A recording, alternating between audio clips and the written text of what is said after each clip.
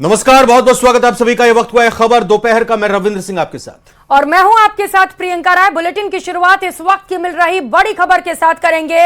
Lawrence gang के 2 गुर्गे गिरफ्तार हुए हैं। दिल्ली पुलिस की क्राइम ब्रांच ने लॉरेंस गैंग के 2 गुर्गों को दबोचा है, पकड़ा है। हरियाणा के झज्जर के निवासी हैं ये दोनों ही।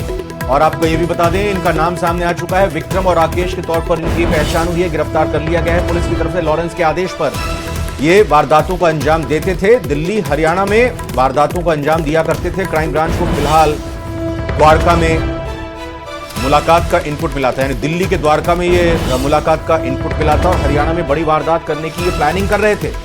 तो बदमाशों के पास से पिस्टल और जिंदा कारतूस भी बरामद हुए हैं। फायरिंग, एक्सटॉर्शन मनी जैसी वारदातों को ये अंजाम दिया करते थे। तो बड़ी खबर, शंकर आनंद सहयोगी हमारे साथ जुड़ चुके हैं। शंकर, बड़ी कार्रवाई और बड़ी सफलता, क्या अपडेट मिल पा रहा है यहां से? निश्चित तौर पर कहा जा सकता है कि जिस तरह से दिल्ली पुलिस की क्राइम ब्रांच ने एक बड़ी कार्रवाई को अंजाम देते हुए विक्रम और राजेश नाम के इन शातिर अपराधियों को गिरफ्तार किया गया है, तो इस मामले में आगे पूछताछ की जो तमाम प्रक्रिया है उसको पूरा किया जा रहा है। और जिस तरह से दिल्ली पुलिस की क्राइम ब्रांच ने इन दोनों बदमाशों को गिरफ्तार करने के बाद अब इस मामले पर उसके तमाम जो कनेक्शंस हैं वो ढूंढे जा रहे हैं। किस तरह से, चाहे हरियाणा की बात करें या राजस्थान की बात करें या दिल्ली एनसीआर की बात करें, तो इन इलाकों में किस तरह से इन लोगों का कनेक्शन था और किस तरह से एक बड़े आपराधिक साजिश को अंजाम देने में जुटे हुए थे। तो इन तमाम मामलों पर विस्तार से पूछताछ की जा रही है। और जिस तरह से राजस्थान से जो कनेक्शन है वो इसका काफी जुड़ा हुआ कनेक्शन जो है वो पूछताछ की प्रक्रिया में सामने आई है। लेकिन इस मामले पर आगे जो पूछताछ की कार्रवाई है वो भी की जा रही है हालांकि। और राजेश और विक्रम जो है ये दोनों राजस्थान के हरियाणा के झज्जर का रहने वाला है। लेकिन इसके जो कनेक्शंस हैं, चाहे दिल्ली एनसीआर की बात कर ले, राजस्थान की बात कर ले, हरियाणा की बात करें, तो यहाँ पर काफी करीबी इसका कनेक्शन रहा है और पिछले काफी समय से बड़े आपराधिक मामलों को अंजाम दे रहा है। और जिस तरह से इन दोनों अपराधियों का जो कनेक्शन है लॉरेंस गैंग के साथ में बताया जा रहा है। लॉरेंस गैंग के साथ में कैसे जुड़ा हुआ था, किस तरह से उन तमाम मामलों को अंजाम देता था। और लॉरेंस गैंग की अगर बात करें तो इस लॉरेंस गैंग का 5 राज्यों में जो कनेक्शन है उन तमाम मामलों पर भी आगे पूछताछ की जा रही है। तो एक तरह से कह सकते हैं कि एक दिल्ली पुलिस की क्राइम ब्रांच के द्वारा एक बड़ी कामयाबी हासिल हुई है और इस मामले से आगे की तफ्तीश जारी है। बहुत बहुत धन्यवाद शंकर आनंद आपका इस बड़ी खबर पर जानकारी देने के लिए। और श्रीगंगानगर के नाथावाला स्थित एक निजी एसएन अस्पताल में बीती रात प्रसूता की मौत के बाद परिजनों ने जमकर हंगामा किया। परिवार वालों के द्वारा महिला चिकित्सक पर गंभीर आरोप लगाए गए लापरवाही के और कड़ी कानूनी कार्रवाई की मांग की जा रही है। हंगामे की सूचना पर एसएन अस्पताल में भारी संख्या में पुलिस जाब्ता तैनात किया गया। वहीं परिजनों का कहना है कि स्थानीय चिकित्सक और ड्यूटी पर तैनात मेडिकल स्टाफ को बार बार तबीयत खराब होने की सूचना देने के बावजूद प्रसूता को संभाला नहीं गया और आखिरकार देर रात उनकी मौत हो गई। फिलहाल परिवार वालों के द्वारा एसएन अस्पताल का लाइसेंस रद्द करने के साथ ही महिला चिकित्सक के खिलाफ कड़ी कानूनी कार्रवाई की मांग की जा रही है।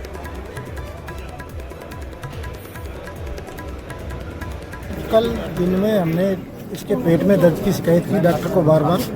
डॉक्टर ने बताया कि इसके कोई दिक्कत नहीं है, कहीं को ब्लीडिंग नहीं है, कुछ नहीं है, इसके पेट में गैस बनी हुई है। और डॉक्टर ने आके उसके पेट में मुक्का मारा है, कुछ नहीं है, क्या है, गैस है ये। तो वही हमने रिपीट दोबारा फिर बार बार करने पे शाम को इनके स्टाफ के हम जब गड़ पड़ा में जब कहेगा जी डॉक्टर साहब थार खातर बेला थोड़ी है, अपने हिसाब से आएंगे, वो तो अपने हिसाब से आएंगे।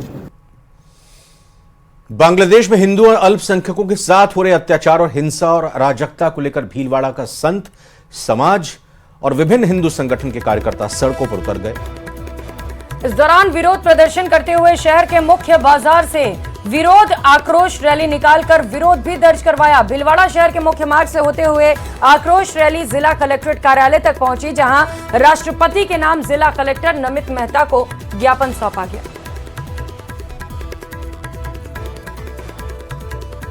बांग्लादेश में टक्का पलट के बाद हिंदू संगठन और हिंदू संत भीलवाड़ा में सामने आए हैं। हिंदुओं पे वहां पे अत्याचार हो रहा है, अल्पसंख्यकों पर अत्याचार हो रहा है, उसको देखते हुए मैं आपको दिखाना चाहूंगा किस प्रकार से रैली निकाली जा रही है। संत समाज और हिंदू संगठन के लोग, आम जनता सड़कों पर उतर रहे हैं।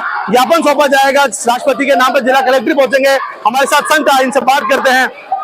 लगातार विरोध प्रदर्शन किया जा रहा है। बांग्लादेश में तख्ता पलट हिंदुओं को कहीं ना कहीं वहाँ पे जो अत्याचार है उसको देखते हुए बांग्लादेश में जो हिंदुओं पर व हिंदू मंदिरों व उनकी संपत्तियों और घरों पर जो महिलाओं के साथ सामूहिक बलात्कार व अत्याचार किया जा रहा है और कितने ही मार दिए गए हैं, जिंदे कत्ल कर दिए गए, यूएनए और विश्व पूरा देख रहा है, उसके बाद भी आंखें बंद कर बैठा हुआ है। और भारत सरकार से हम यही अनुरोध कर रहे हैं, संत समाज व भीलवाड़ा का समस्त सनातन समाज, समस्त संगठन कि जो हिंदू है वहाँ पर उनकी जान माल की रक्षा कर, तुरंत वहाँ पे बात कर उनके मिलिट्री शासन से हिंदुओं की जान माल की रक्षा की जाए और जो भारत आ रहे हैं उनको भरण पोषण और समस्त व्यवस्था की जाए और उनको तुरंत जो नागरिकता दी जाए। इसलिए आज महामहिम राष्ट्रपति महोदय को भीलवाड़ा से संत समाज व सनातन समाज ज्ञापन दे रहा है। मैंने देखा था। और बड़ी खबर भीलवाड़ा से है, जहां एक मासूम चांदीपुरा से जंग हार गई। चांदीपुरा वायरस से 2 साल की मासूम की मौत हो गई है। मासूम शाहपुरा के इटडिया गांव की रहने वाली थी। अहमदाबाद में अस्पताल में बच्ची का इलाज चल रहा था, इस दौरान उसकी मौत हो गई है। मासूम की मौत से गांव में शोक की लहर दौड़ पड़ी है। भीलवाड़ा से यह खबर है, एक मासूम जो कि चांदीपुरा वायरस की चपेट में आ गई। जब पता चला तो अहमदाबाद में गुजरात में इलाज के लिए परिवार लेकर गया, लेकिन इलाज के दौरान बच्ची को बचाया नहीं जा सका और उसकी मौत हो गई। 2 साल की मासूम जिसकी जान चली गई है। तो चांदीपुरा वायरस का कहर बढ़ता चला जा रहा है। गुजरात से इसकी शुरुआत और धीरे धीरे करके राजस्थान में भी ये अपने पैर पसार रहा है और ऐसे में जरूरी है कि आप सभी इस वायरस को लेकर अलर्ट रहें। बच्चों में अगर चांदीपुरा वायरस का कोई भी लक्षण दिखता है तो फौरन अस्पताल लेकर पहुंचे, घर पर इलाज करने की कोशिश बिल्कुल ना करें। 2 साल के मासूम की मौत हो गई है, जिसके बाद से पूरे गांव में मातम पसरा हुआ है। वहीं अजमेर की हाडी रानी बटालियन में तैनात एक महिला कांस्टेबल ने साथी कांस्टेबल मुकेश चौधरी और नेमीचंद पर 15,70,000 रुपए की धोखाधड़ी का आरोप लगाया है। पीड़िता का कहना है कि कांस्टेबल मुकेश चौधरी और नेमीचंद ने खेलकूद कोटे से भतीजे को नौकरी लगवाने और उसका ट्रांसफर जयपुर करवाने की एवज में 15,70,000 रुपए की ठगी की। मामले में पीड़ित कांस्टेबल ने अलवर गेट थाने में शिकायत दर्ज कराई है। पुलिस ने धोखाधड़ी की धाराओं में मुकदमा दर्ज करते हुए पूरे मामले पर जांच पड़ताल शुरू की है।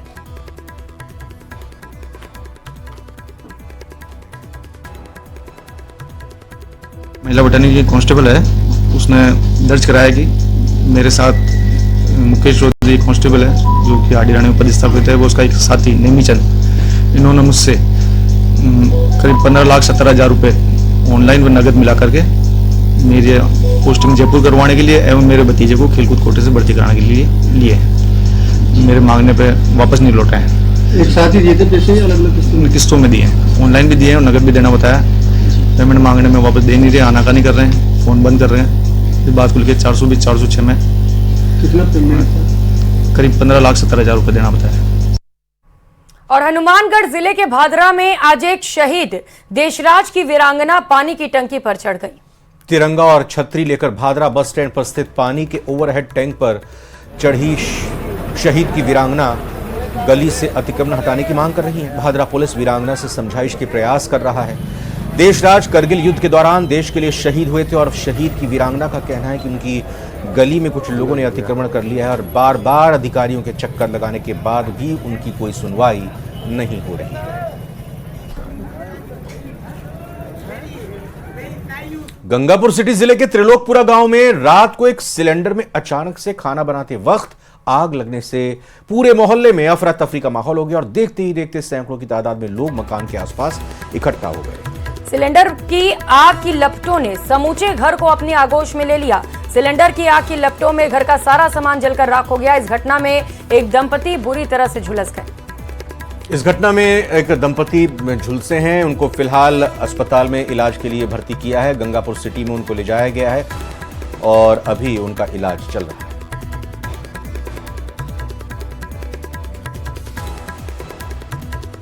और अब ये खबर दौसा सिकराय से, जहां राष्ट्रीय राजमार्ग संख्या 21 पर मानपुर थाने के पास जयपुर से हिंडौन की ओर जा रही एक ट्रक और रोडवेज बस में भिड़ंत हो गई। हादसे में आधा दर्जन यात्री घायल हो गए। हादसे के बाद बस में चीख पुकार मच गई। हादसे की आवाज सुनते ही आसपास के ग्रामीण मौके पर पहुंचे और कैबिन में फंसे चालक को, यात्रियों को और साथ ही साथ यात्रियों को बाहर निकाला। घायल यात्रियों को इलाज के लिए अस्पताल पहुंचाया गया है। वहीं दुर्घटना के बाद पुलिस ने यातायात सुचारू करवाया। वहीं शेष यात्रियों को अन्य बस में बिठाकर रवाना किया गया।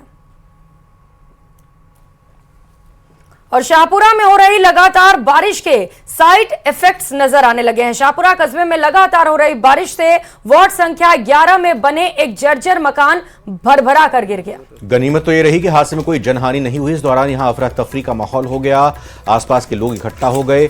बताया जा रहा है कि कस्बे में कई पुराने मकान जर्जर हालत में हैं और इनके गिरने से हादसों की आशंका बनी रहती है और प्रशासन की तरफ से कोई कार्रवाई कहने के बावजूद नहीं की गई।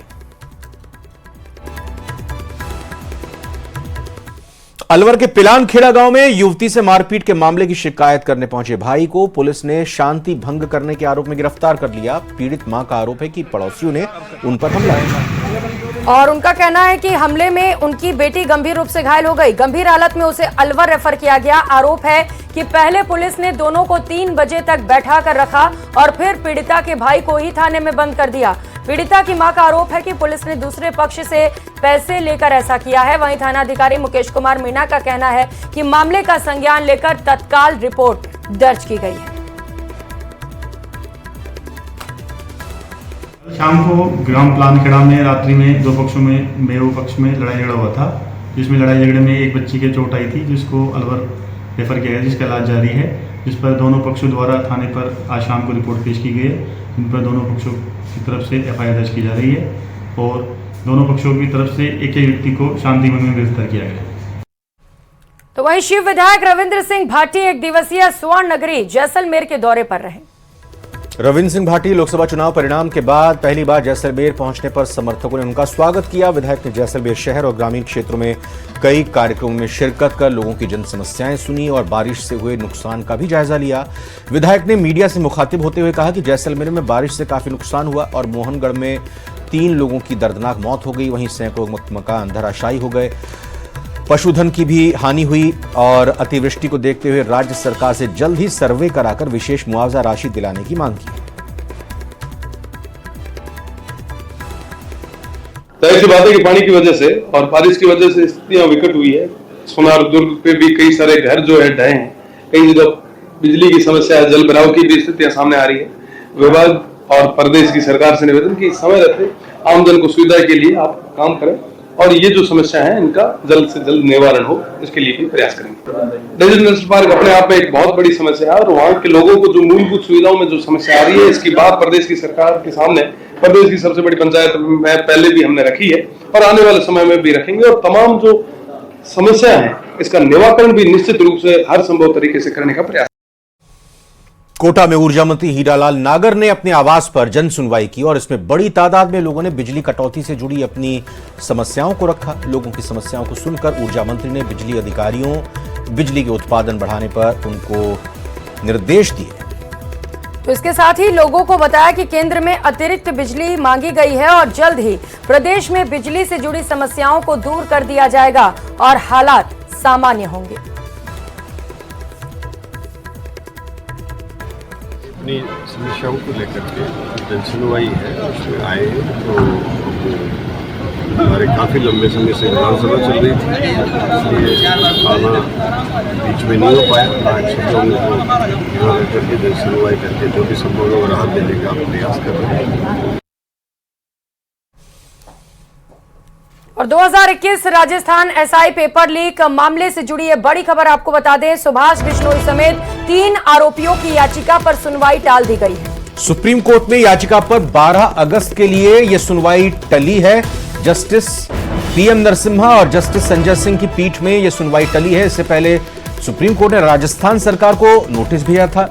याचिका में हाईकोर्ट के 8 मई के आदेश को चुनौती दी गई है। हाईकोर्ट ने निचली अदालत के आदेश को रद्द किया था और निचली अदालत ने 11 ट्रेनी SI और कांस्टेबल को जमानत दे दी थी। साथ ही हाईकोर्ट ने DGP को निर्देश भी दिया था, आरोपियों की अवैध हिरासत की जांच करने का निर्देश दिया था। तो 2021 राजस्थान SI पेपर लीक मामले से जुड़ी बड़ी खबर आपको बता रहे हैं। सुभाष बिश्नोई समेत 3 आरोपियों की याचिका पर सुनवाई टल गई है। सुप्रीम कोर्ट में याचिका पर 12 अगस्त के लिए यह सुनवाई टली है। जस्टिस पीएम नरसिम्हा और जस्टिस संजय सिंह की पीठ में यह सुनवाई टली है। इससे पहले सुप्रीम कोर्ट ने राजस्थान सरकार को नोटिस भेजा था। याचिका में हाईकोर्ट के 8 मई के आदेश को चुनौती दी गई। हाईकोर्ट ने निचली अदालत के आदेश को रद्द कर दिया था। निचली अदालत ने 11 ट्रेनी एसआई और कांस्टेबल को जमानत दे दी थी। साथ ही हाईकोर्ट ने डीजीपी को भी निर्देश दिया था, आरोपियों की अवैध हिरासत की जांच करने का निर्देश दिया था। इस वक्त की ये बड़ी खबर आपको बता रहे हैं 2021 राजस्थान एसआई पेपर लीक मामले से जुड़ी, जहां पर सुभाष बिश्नोई समेत 3 आरोपियों ने याचिका लगाई थी और इसी याचिका पर सुनवाई टाल दी गई है। सुप्रीम कोर्ट में याचिका दायर की गई और 12 अगस्त तक के लिए सुनवाई को टाला गया। और वहीं बीकानेर से खबर है, जहां पर स्विमिंग पूल में डूबने से एक युवक की मौत हो गई है। एसपी मेडिकल कॉलेज के स्विमिंग पूल में यह बड़ा हादसा हुआ है। तो हादसे की खबर मिलते ही कॉलेज प्रशासन में हड़कंप मच गया। कार्तिक के रूप में मृतक की पहचान हुई है। पेशे से कार्तिक इंजीनियर बताया जा रहा था। छुट्टियों में वो घर आया हुआ था और फिलहाल शव को पीबीएम अस्पताल की मोर्चरी में रखवाते हुए पूरे मामले पर जांच की जा रही है।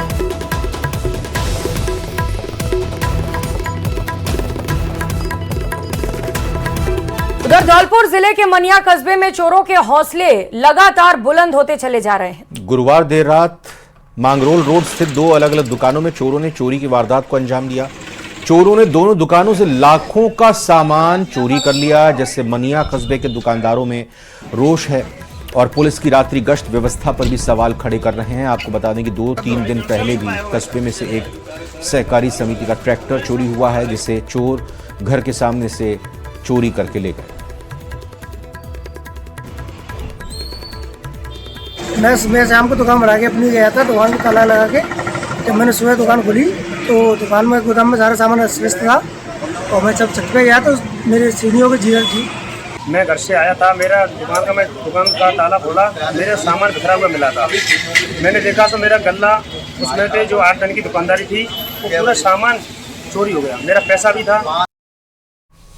राज्य सरकार द्वारा चलाए जा रहे हरियालो राजस्थान कार्यक्रम के तहत आज गुरुवार को खासा कोठी परिसर में पर्यटन विभाग के अधिकारियों द्वारा पौधारोपण किया गया। खासा कोठी परिसर में पर्यटन विभाग की निदेशक डॉक्टर रश्मि शर्मा के नेतृत्व में विभाग के अन्य अधिकारियों और कर्मचारियों ने अमलतास और कचनार के पौधे रोपित किए।